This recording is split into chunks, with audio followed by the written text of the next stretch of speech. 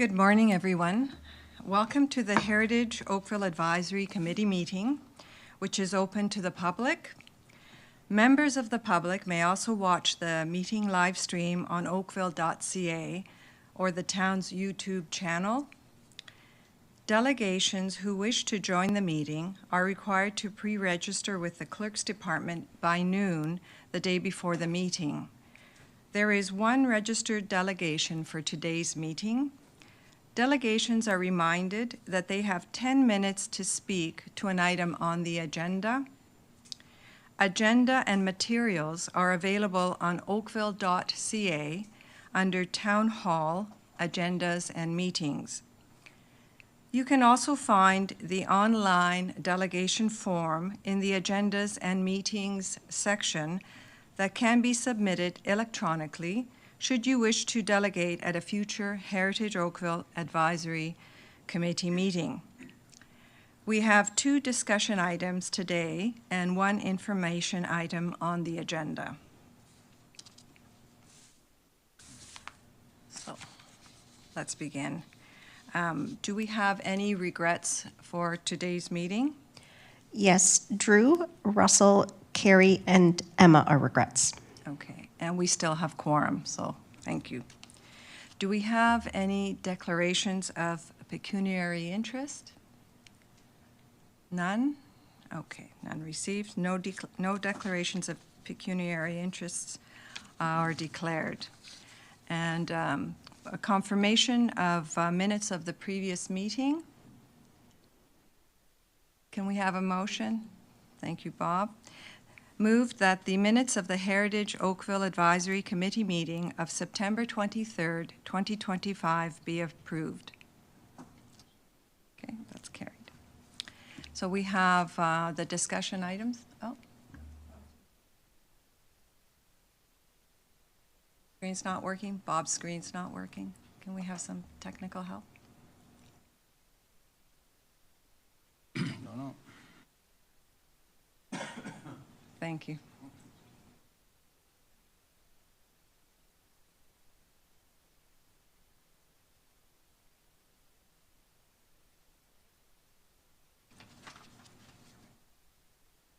Take a minute here.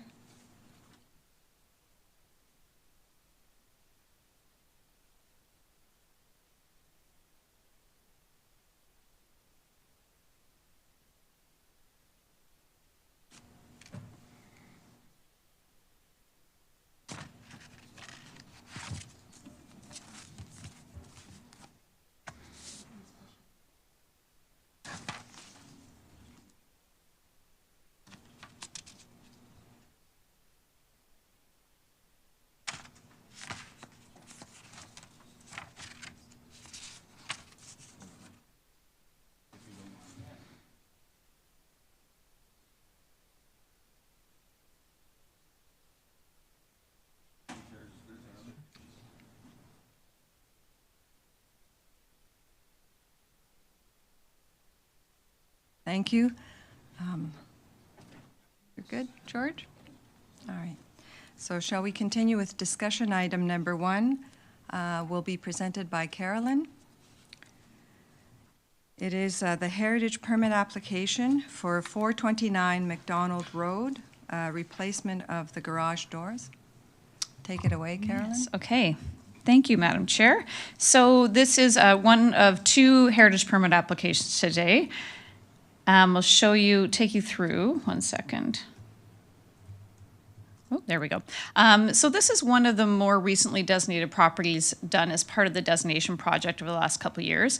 The property is located east of Watson Avenue, north of McDonald Road. And again, it was designated in 2024, so very recent. It contains a 1931 2.5-story brick and stucco-clad Tudor-style house known as Nansidwell.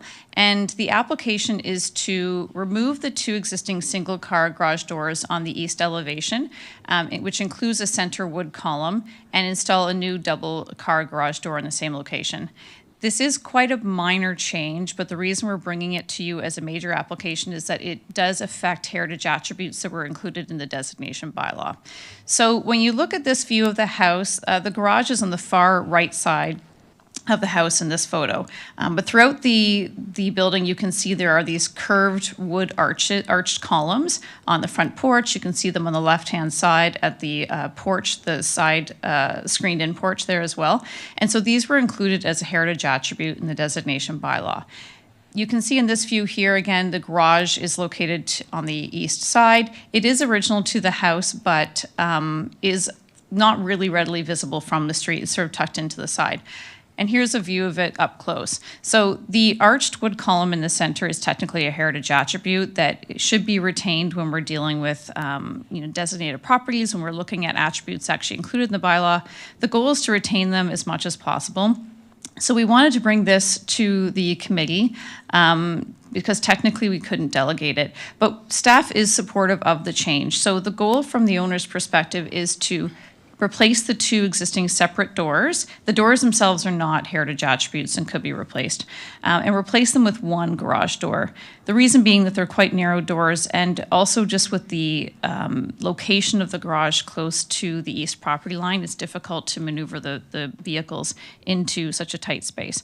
And so from a functional perspective for long-term use of the heritage building and maintaining it as a functional family home, staff is supportive of it because the overall general Tudor aesthetic will not be removed, even though this one column here is actually proposed to be removed. There are over about 20 of these columns throughout the house that will still be there after the change. So this is the new garage door proposed. It was designed custom to replicate the existing doors. So I'll just go back. You can see the panels on the doors are proportionately vertical, just like you can see with the half timbering and stucco on the walls above. So the idea was to maintain that aesthetic and those proportions, which match with the Tudor aesthetic of the rest of the house. So this is the new proposed door with a wood overlay, going to match as it is today. The columns, the other columns on either side will be retained, and just that center one is to be removed. So again, the center column is a heritage attribute, but it is one of over 20 throughout the building. It improves functionality and usability of the garage, but does not impact in a negative way the overall Tudor character of the house. And again, the new door has been designed to match the existing doors and the Tudor style of the house. So again, a minor application. But from a technical perspective, not one that we could delegate, so we brought to the committee for review. But our staff recommendation is that the application for the replacement of the garage doors be approved and that the permit expire within 2 years. And I'm happy to answer any questions.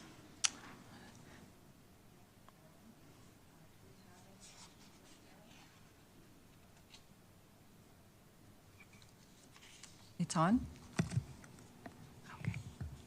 Thank you, Carolyn. Do we have any questions of Carolyn? No questions? Yes. Sorry. Councillor. Just a quick question. This is through you, Chair. I'll be outside our wheelhouse, but is there a purpose for that middle column? Maybe holding up the level upstairs, or? Through you, Madam Chair, to the councillor. So structurally, the applicants had no concerns with it being removed, so they had looked into that. I think it was really more an aesthetic thing between the two doors. But when they put the new door in, it's the span is not too large structurally for the building. Okay, thank you. Okay, thank you, Councillor McNeice. Any further questions of Carolyn? Okay, no further questions. Let's see. Councillor Giddings. I see that little hand. Thanks, Madam Chair. I don't have any questions of staff. I'd be happy to move Okay, the recommendation. Thank you, Councillor Giddings. Confined to the board, do we have, are there any further comments that we'd like to address? No? No further comments?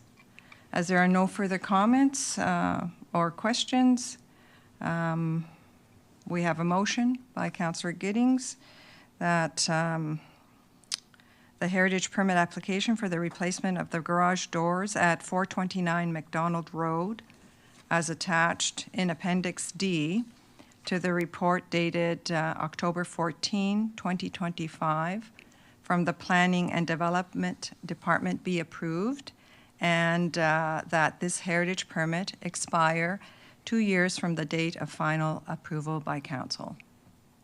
None opposed, so the motion is carried. Thank you. Discussion item 2, again, presented by Carolyn. Take it away. Okay, thank you, Madam Chair. So our second application here today, this is the house on McDonald Road. It's located within the Trafalgar Road Heritage Conservation District, so it's the north side of McDonald Road, east of Trafalgar Road.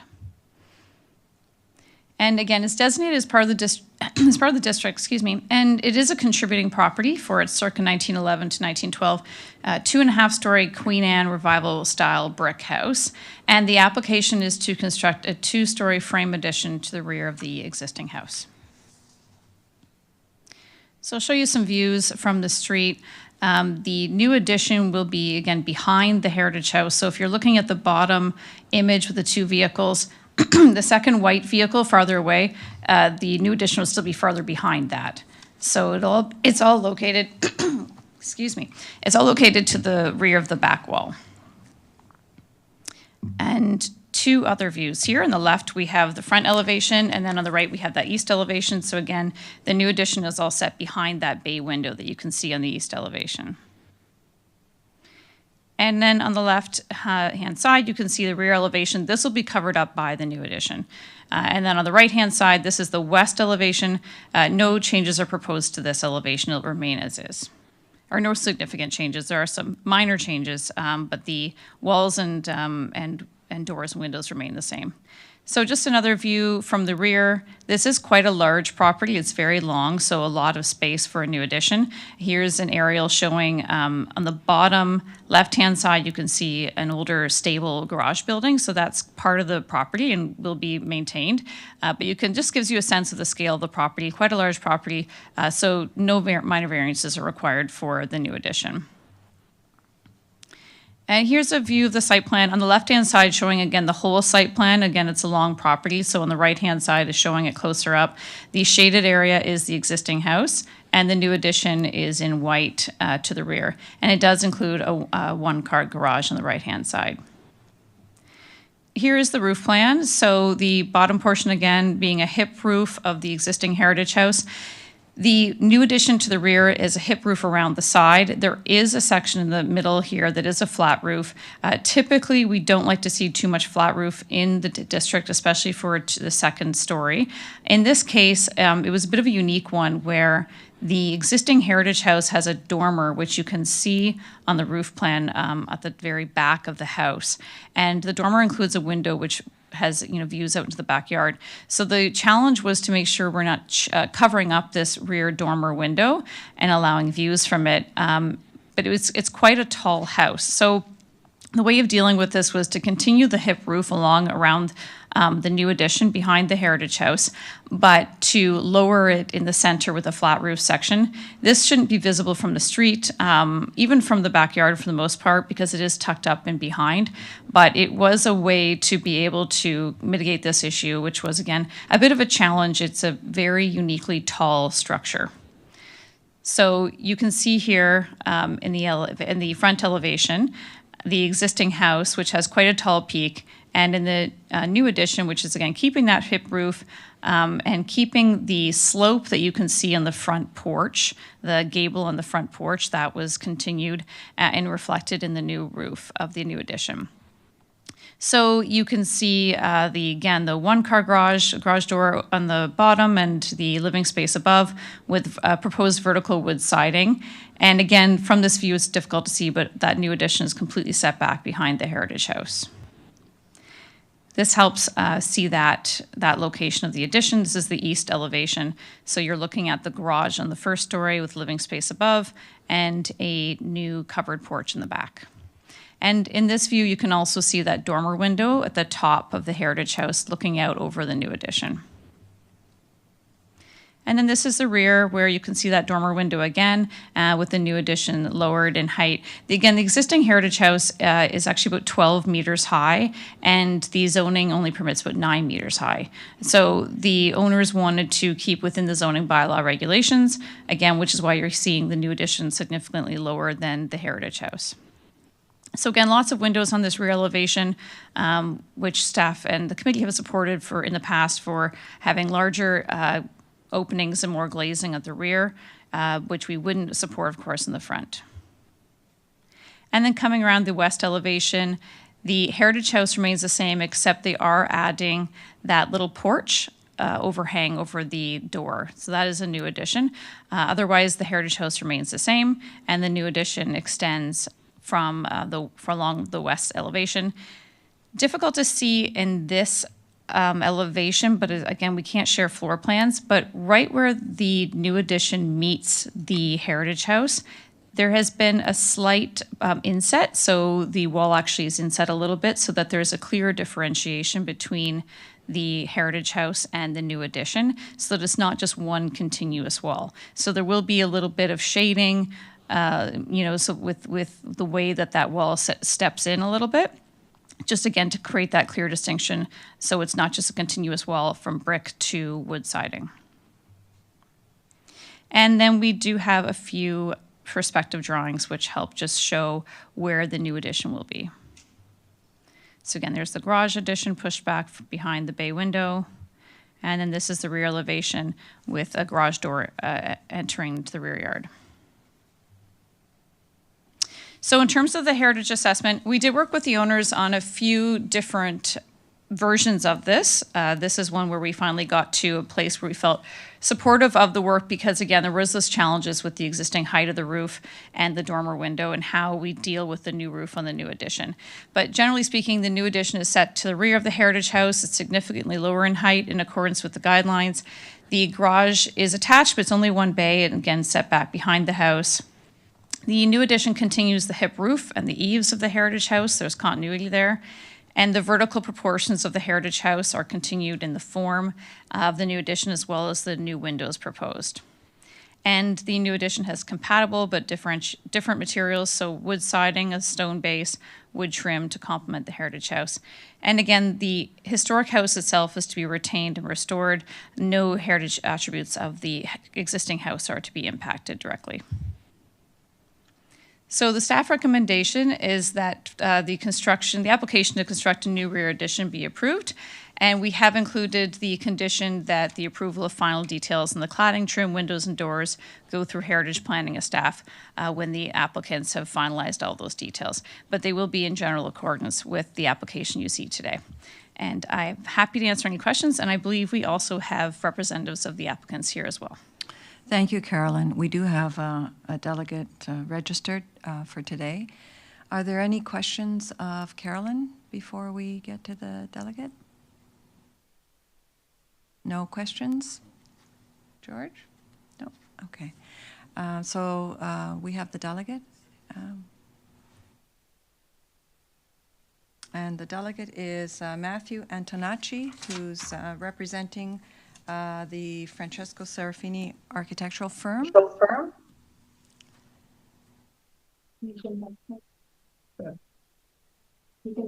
Yeah, actually, I'm Francesco Serafini. Matthew is the client. My apologies for any misunderstanding. I was going to make some comments about the house and the addition, but Caroline had done a good job of describing everything that has taken place. There was a lot of discussions with heritage staff and also with our clients. So the solution you see before you is based on a lot of communication, shall we say. And the client has no problems with the conditions that have put in place. And when we go to material selection, the material selection stage, we will be submitting samples of everything that is required. Thank you, Mr. Serafini. Are there any questions of the delegate? No questions? Thank you. As there are no further questions of either Carolyn or Mr. Serafini, can we have a motion for this application? Councillor Giddings? Councillor Giddings is moving to approve? Okay. So moved by Councillor Giddings that the permit application for 279 McDonald Road for the construction of a new rear addition be approved, subject to the following: that the approval of final details on the new cladding, trim, windows, and doors by Heritage Planning staff, and 2, that this heritage permit expire 2 years from the date of final approval by council. All in favor? Everybody? Yes. Motion is approved. The next item is an information item for the Downtown Oakville Heritage Conservation District update. And we'll have an update from Kristen. Take it away, Kristen. Okay. Hello, everyone. Thanks. So I'm just here to give you a very brief kind of verbal update on the Downtown Oakville Heritage Conservation District Review Project. As some of you may be aware, this has been going on this past year, starting about in the late spring. Staff have been conducting this review. So very briefly, this review process stems from the actual plan and guidelines for the downtown HCD. There is a section that recommends a review process. So it's different than the larger updates that we've seen like through Old Oakville HCD. This is supposed to be more of a kind of a regular, smaller scale review where you're kind of going through the document, going through how the HCD is operating and making sure that it's functioning well for the community, it's compliant with legislation, things like that. So it's not as big of a scale as Old Oakville. So we have been there in the section, it does recommend specific kinds of tools to use, what kind of data to analyze, to collect and analyze. And in the end, the results should show how the plan and guidelines are meeting its stated objectives. So there's 15 in the downtown HCD. So that process has been going on since about late spring. Staff conducted public engagement this past summer through surveys and public meetings, and we also met with some interested parties. And then this fall, summer and fall, there's been a lot of data analysis and some draft revisions with the planning guidelines and its associated documents. So all that work has been going on behind the scenes. It's a multi-layered kind of review, and it is the first time staff is doing something like this. So it has been interesting kind of figuring it out as we, not figuring it out, but working on it as we go and refining it and planning for the future with it as well. So kind of on the note of public engagement, it's not, these reviews, it's a proactive staff process, so it's not legally required under the Ontario Heritage Act, but we are going to be following a similar process as the Act states for the designation of HCDs in terms of public engagement.